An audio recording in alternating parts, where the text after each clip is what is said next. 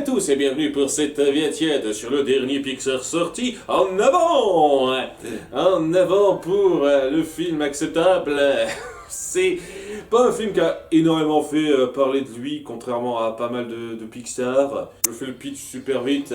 L'histoire de deux frères dans un monde où autrefois c'était le truc d'héroïque, fantasy magique typique avec des elfes, des ogres, etc., des dragons, des pouvoirs magiques.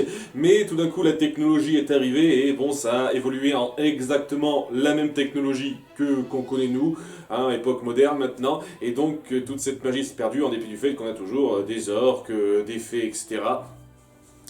Et donc nos deux frères, qu'on va suivre dans ce nouveau monde-là, essayent de retrouver leur père, qui est mort d'une maladie hors champ avant le début du film, et via un sort qui leur permettrait de le revoir pendant une journée. Au début, le jeune frère qui s'appelle Yann s'essaye un petit peu à la magie avec son bâton de sorcier, mais ne parvient qu'à moitié à réussir le sort, et ils n'ont plus qu'une journée pour le compléter, et donc ils partent en quête pour trouver l'objet, une espèce de cristal de griffon, c'est ça, pour pouvoir relancer le sort, le lancer pour de bon et être complètement avec leur père, parce que pour l'instant ils ont que ses jambes.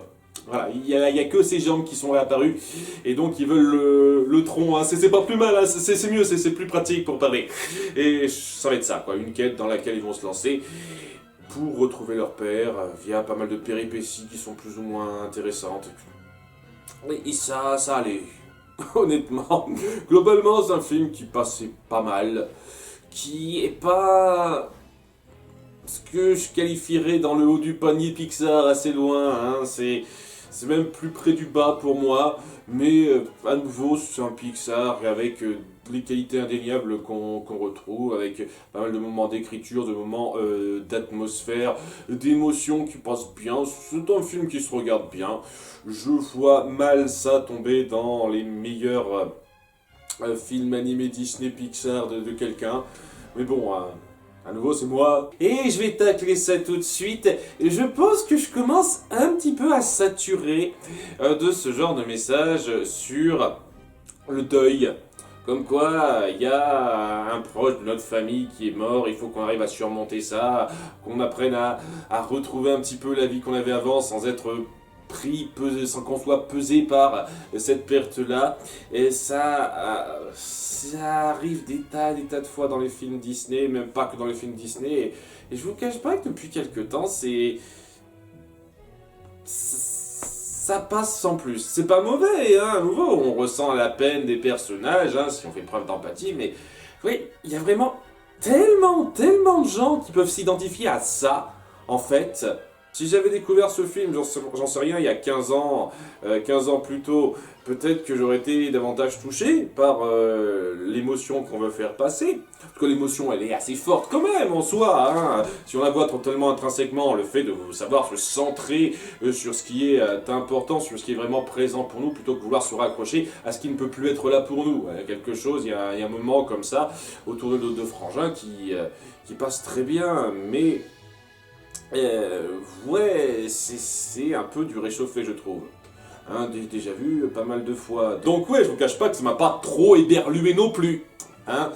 Ce qui amène donc à ce que je parle un petit peu des personnages rapidement, qui sont assez classiques, corrects sans plus pour moi. Yann, c'est le prototype typique du jeune pas sûr de lui qui doit apprendre à gagner en assurance au fur et à mesure de ses aventures. Barley, son grand frère, c'est le mec qui est un petit peu casse-cou, qui réfléchit pas trop, mais on découvrira au fur et à mesure qu'il a quand même une attache assez forte, quoi. Et on joue un peu sur ces deux tableaux, comme quoi il est casse-cou, pas super réfléchi, mais qui a quand même cette attache qu'il a et qui essaye de faire ce qui est juste malgré tout. Il passe acceptablement, hein. Par moments il est un petit peu lourd je trouve, mais globalement il passe acceptablement. Et pareil, il passe acceptablement. Il y a leur mère qui a un rôle typique de mère au foyer forte, quoi, qui a du caractère, tout ça. Elle s'imbrique dans la situation de façon acceptable. Hein, voilà, elle passe bien, elle est un peu badass quand elle veut, sachant que je comprends pas pourquoi on force à ce point le fait qu'elle fasse ses aventures à côté, alors que, je sais pas, Barley et Yann auraient pu la prévenir.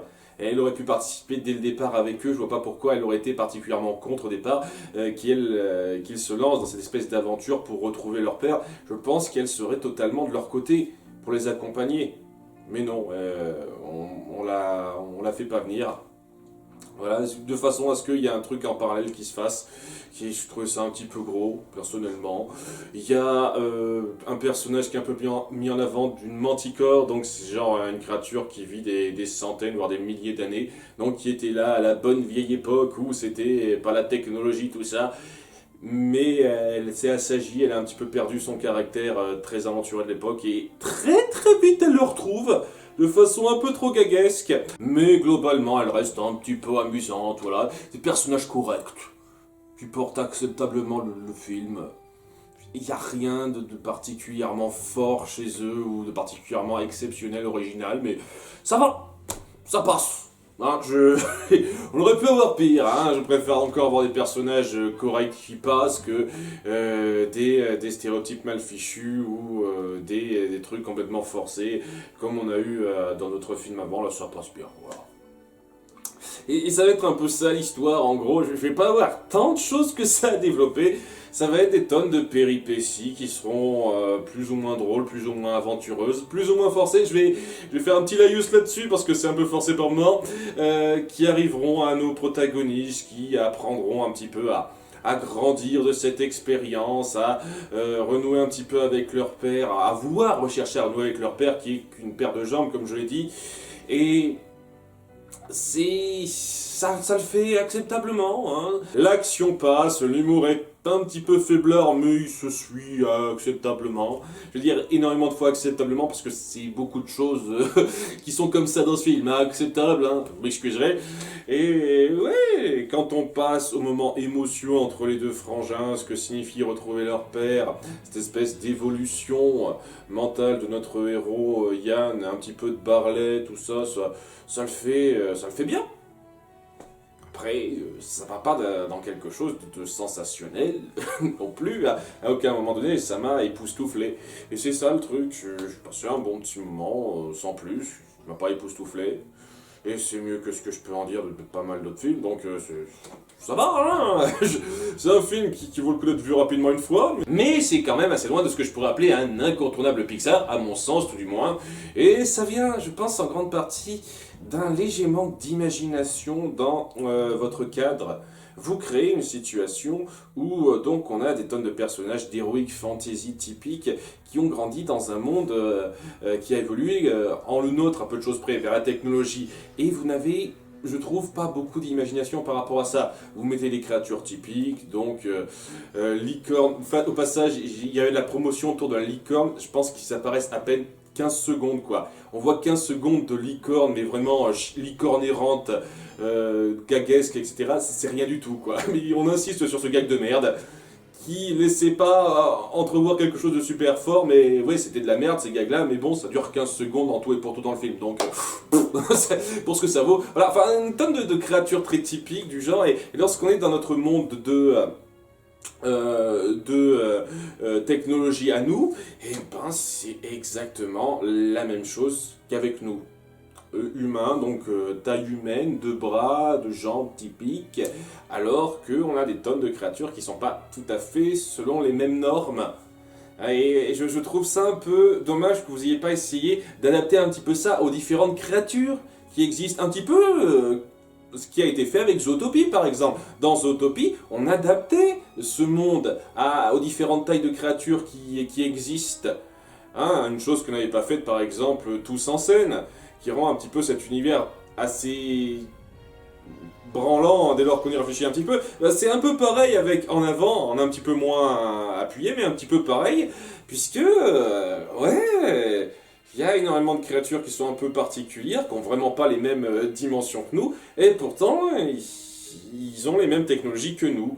Il y a un personnage de flic centaure, qui est un petit peu le nouveau petit copain de la mère de nos héros, qui a une petite importance, et ce type, quoi, il conduit une voiture, mais une voiture typique, normale, quoi, aux mêmes dimensions que les nôtres. Ok, je veux bien croire que vous appuyez qui conduisent des voitures maintenant parce qu'ils pensent plus à galoper, je viendrai un petit peu là-dessus. Pourquoi exactement même dimension? C'est pas logique, faites des trucs qui correspondent plus à leur dimension. On voit à un moment donné des faits motards, je reviendrai aussi un petit peu là-dessus, qui conduisent des motos à notre taille, dimension humaine. Donc voilà, elles sont 30 sur la même moto. Pourquoi vous créez pas des motos à leur taille? Ça aurait pas été un tout petit peu créatif, ça? Non. C'est tellement basique, je trouve qu'il y a un manque de créativité dans les designs. Certes, mettez en avant un monde totalement technologique similaire au nôtre, mais faites des changements par rapport aux créatures qui y vivent. Ça aurait été le petit plus cool qui aurait appuyé davantage votre univers. Vous le faites pas. C'est trop basique, je trouve, à ce niveau-là. Et cette gestion, honnêtement, cette technologie qui prend le pas sur le naturel, l'aventure d'avant, je trouve que ça aurait pu être mieux fait à quelques moments où on veut appuyer que quelque chose se perd et que on a perdu un petit peu nos capacités naturelles en se reposant trop sur la technologie. Alors c'est bon comme façon d'appuyer un message social, oui, on se laisse un petit peu trop envahir par notre technologie et on essaye de plus rien faire au naturel. C'est bien de vouloir faire passer ce petit message-là, quoi, ce message en plus, mais vous l'appuyez pas super bien, quoi. On le développe pas particulièrement. Le beau-père, Centaure, donc justement, je sais pas si c'est leur beau-père ou c'est seulement le petit copain de leur mère, il me semble qu'ils sont pas mariés. Enfin bon, ça veut un peu appuyer cette espèce de famille recomposée qui est pas forcément officialisée et tout. Ça joue acceptablement là-dessus aussi, quoi.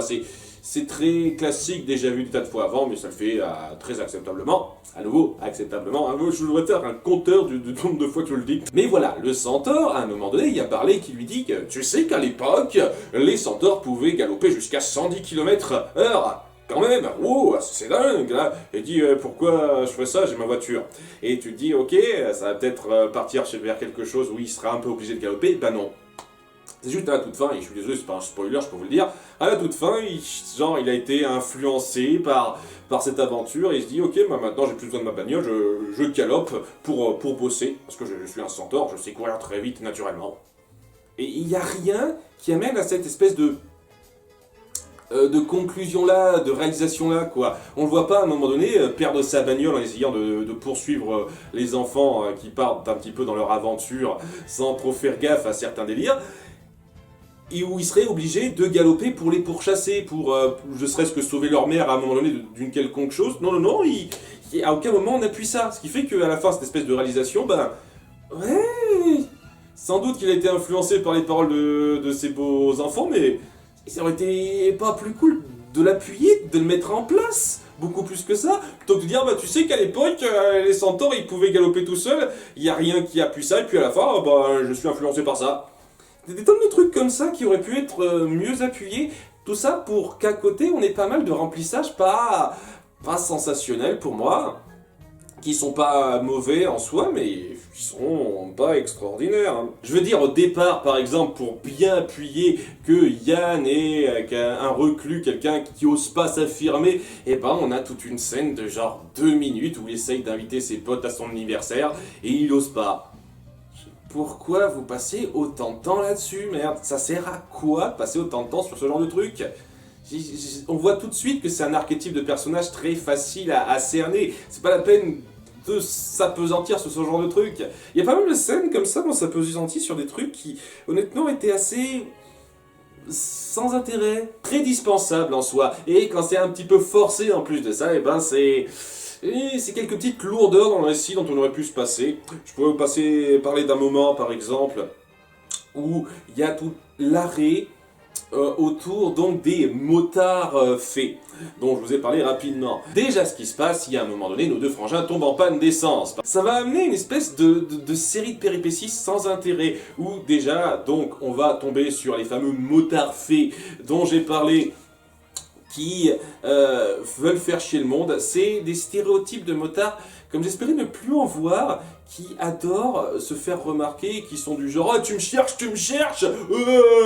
Comme ça, à la moindre occasion, dès lors qu'ils sont un tout petit peu contrariés, Et ce qui fait qu'à un moment donné, donc, lorsqu'ils s'arrêtent, et qu'il y a Barley qui veut leur causer un petit peu du fait qu'elles se sont un peu trop relâchées, donc elles volent plus les fées, quoi, elles ont leur moto, elles ont plus besoin de voler, ce qui est complètement stupide dès lors qu'on y pense, parce que voilà, voler c'est beaucoup plus pratique que de conduire, tu peux te déplacer dans n'importe quel sens. J'en reviendrai un petit peu sur ce truc-là, parce qu'il y a pas mal de choses qui viennent aussi un petit peu avec cette prémisse. Je reviens un petit peu sur ce détail-là. Enfin bref, quoi, elles sont un peu énervées, ça fait perdre un petit peu sa patience et son cool à Yann qui fait une boulette en renversant les motos des fées, et tout d'un coup, les fées se mettent en tête de les pister comme des grosses garces, en disant tiens merde, on va leur défoncer la gueule à ceux-là, parce qu'ils ont renversé nos motos. Alors déjà, très sympa le cliché de motard, je pensais qu'on avait passé ça depuis une vingtaine d'années, mais apparemment non, il y a encore des clichés de motard comme ça qu'on montre, c'est bien. Et surtout, putain de merde, ça amène à rien quoi. Ça amène à une scène de course-poursuite. Alors, en niveau d'action, ça passe correctement, mais putain, c'est du conflit de merde qui sert à rien pour rallonger le film, et je vois pas vraiment l'intérêt. L'intérêt, c'est d'appuyer 2-3 petits trucs par rapport au fait que quoi, Yann gagne un petit peu plus en confiance, parce qu'il y a aussi ce délire comme quoi il sait pas très bien conduire au début, mais en étant forcé un peu par la force des choses, eh ben, il conduit mieux en devant fuir ceux-là. Ok, c'était vachement si important que ça, appuyer ça, vraiment. Et oui, il y a aussi le fait qu'ils sont censés un petit peu influencer les créatures d'avant de réutiliser leur don naturel. Donc, à cause de cette course-poursuite, les fées se voient un petit peu instinctivement remettre à voler. Voilà, histoire de rapidement. C'est plus appuyé pour le gag que pour quelque chose de sérieux, donc ça appuie pas grandement cette dimension, le naturel qui doit revenir. Je trouve ça un peu trop forcé et grossier, personnellement. En parlant de forcé, je peux aussi vous parler d'une scène, ça va être un mini spoiler dans l'absolu, parce que c'est en lien un petit peu étroit avec l'intrigue centrale, même si je trouve pas ça sensationnel non plus, mais bon, voilà, soyez prévenus, un mini spoiler jusqu'à telle période, où donc nos frangins au début se disent tiens, on va prendre l'autoroute pour aller plus vite à destination, parce que voilà, ils ont cru qu'il fallait se rendre à un certain endroit pour avoir le fameux cristal de Griffon. On appelle ça le pic du Corbeau, c'est ça il me semble.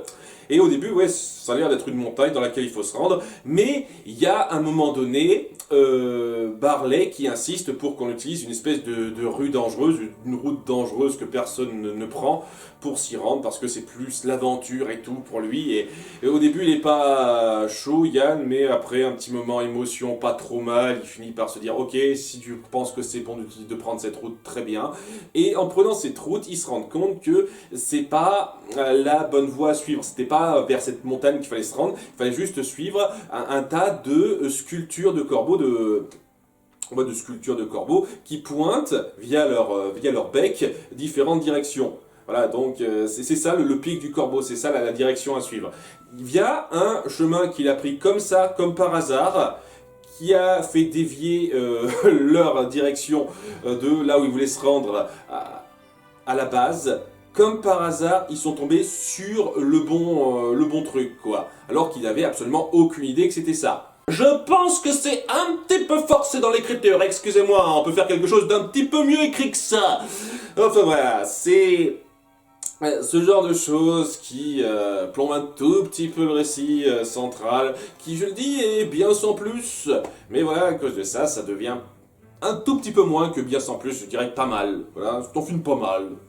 Après, je peux encore continuer à me plaindre de certains points, parce que voilà, elle donne de petits détails, hein. Il y a matière, hein, je pense. Hein. Je suis pas sûr si ça va être une critique au détail ou pas, mais il y a matière de faire presque ça, je pense. Cela dit, ouais, il y a deux détails sur lesquels j'ai à revenir, et je pense que ce sera tout au bout du compte. Il y a donc le coup de la magie qui se perd, il faut revenir au naturel qui est mis en place, comme je l'ai dit. Hein. Parce que je trouve que quand on décortique un petit peu votre univers, c'est pas mis en avant de la façon la plus intelligente qui soit.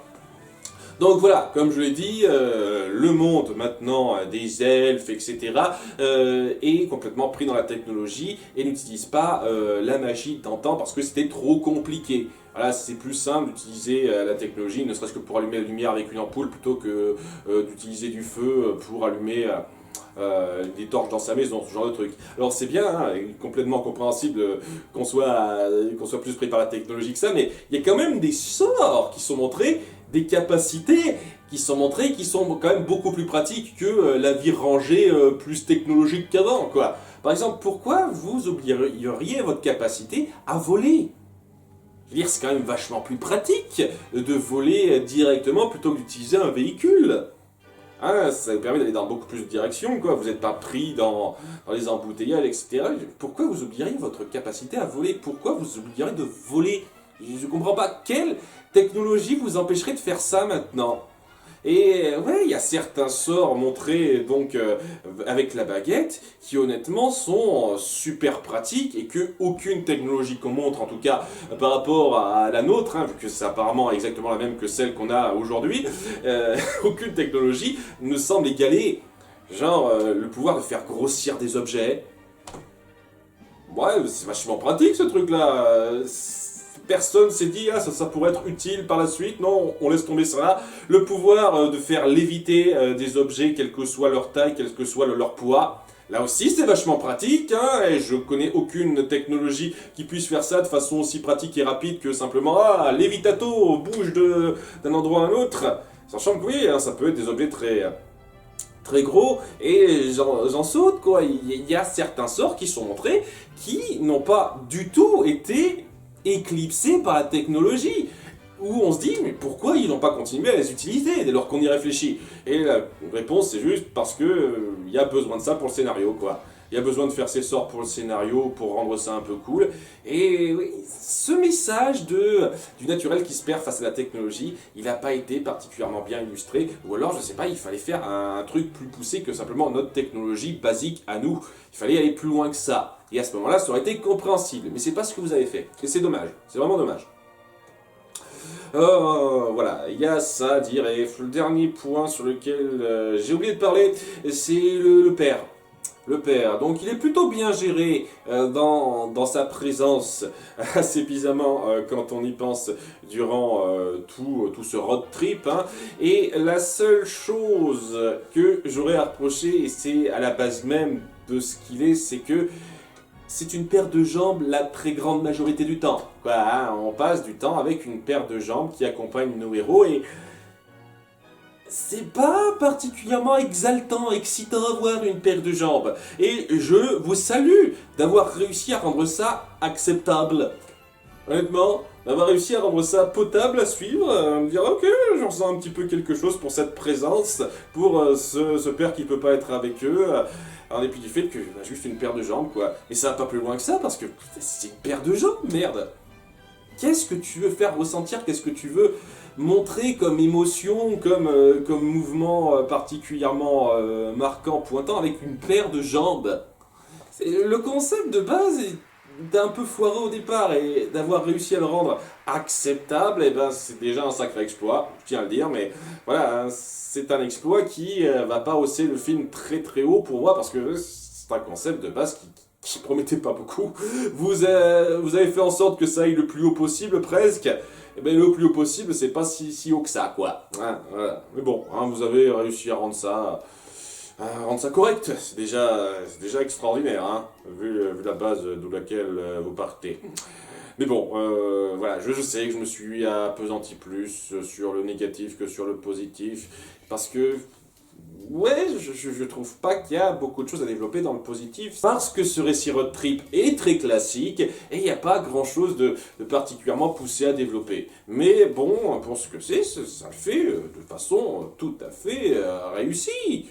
Dans l'absolu, hein, j'ai pas pris de déplaisir à suivre ça, il y a des trucs un petit peu énervants à forcer, comme je l'ai dit, mais c'est pas non plus affligeant ou quoi que ce soit, c'est une film pas mal. Mais bon, hein, on est loin des plus grands Pixar, personnellement. Hein. Peut-être que Soul arrivera à atteindre ça, mais ce film-là, il promettait pas quelque chose de sensationnel, et ben, il a délivré ce qu'il a promis. un bon passe-temps, un bon divertissement, avec un peu d'émotion qui passe acceptablement, si tant est que vous saturez pas un petit peu de ce genre d'approche, ce qui peut être compréhensible, mais c'est pas un film à rentrer dans les annales à titre personnel. Enfin bon, au bout du compte, c'est à vous de voir, je ne vous déconseille pas particulièrement ce film, mais ne vous attendez pas à quelque chose d'exceptionnel. En tout cas, c'est pas ce que j'ai eu personnellement. A bientôt pour de futures vidéos, bye!